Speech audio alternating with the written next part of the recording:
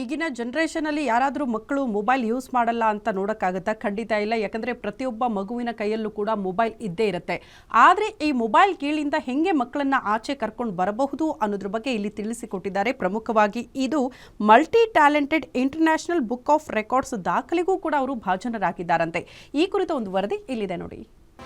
ಮಕ್ಕಳನ್ನು ಓದಿ ಮನೋರಂಜನೆ ಆಗಬೇಕ್ರಿ, ಅದರಿಂದ ಸ್ಪೀಕಿಂಗ್ ಸ್ಕಿಲ್ ಹೆಚ್ಚಾಗ್ತೈತ್ರಿ. ಅದರಂಗೆ ಅದು ಓದ್ತೈತ್ರಿ, ಎಂಜಾಯ್ಮೆಂಟ್ ಮಾಡ್ತೈತ್ರಿ, ಅದು ರೈಮಿಂಗ್ ವರ್ಡ್ಸನ್ನು ಕಲಿತೈತ್ರಿ.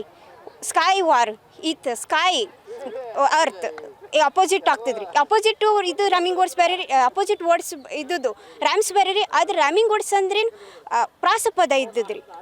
ಇದನ್ನು ನಾವು ಬಳಕೆ ಮಾಡಿ 153ರಲ್ಲಿ ರ್ಯಾಮ್ಸನ್ನು ಬರೆದು ಮಕ್ಕಳಿಗೇನು ಆಸಕ್ತಿ ಆಗಬೇಕು, ಮನೋರಂಜನೆ ಆಗಬೇಕು, ಅದರೊಳಗೆ ಹೆಚ್ಚು ಇನ್ವಾಲ್ವ್ಮೆಂಟ್ ಲಿಟ್ರೇಚರ್ ಒಳಗೆ ಆಗಬೇಕು. ಅದನ್ನು ಪೇರೆಂಟ್ಸಿಗೆ ಮಕ್ಕಳಿಗೆ ಓದಿಸ್ಬೇಕ್ರಿ. ಅದಕ್ಕಾಗಿ ನಾನು ಇದನ್ನು ಬರ್ತೀನಿ.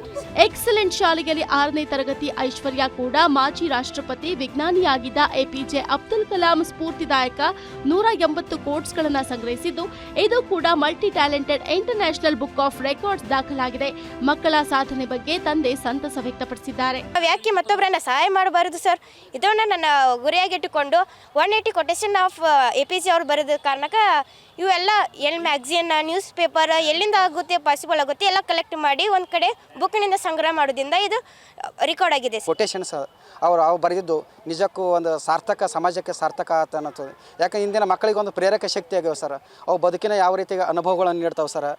ಬದುಕು ಯಾವ ರೀತಿ ಸುಧಾರಣೆ ಮಾಡಬೇಕು, ಯಾವ ರೀತಿ ಸಾಧನೆ ಮಾಡಬೇಕು, ಮಕ್ಕಳು ಯಾವ ರೀತಿ ಬೆಳಿಬೇಕು, ಮಕ್ಕಳು ಕಲಿಕೆಯಲ್ಲಿ ಯಾವ ರೀತಿ ತೊಡಬೇಕು, ಯಾವ ರೀತಿಯಾಗಿ ನಾವು ಹೆಚ್ಚು ಹಾರ್ಡ್ ವರ್ಕ್ ಪರಿಶ್ರಮ ಪಡಿಬೇಕು ಮತ್ತು ನಮ್ಮ ಒಂದು ಪ್ರೇರಕ ಶಕ್ತಿ ಆಗ್ತದೆ. ಏನೋ ಈ ಹಿಂದೆ Bhagyashree India book of record ದಾಖಲೆ ಮಾಡಿದ್ದಾರೆ.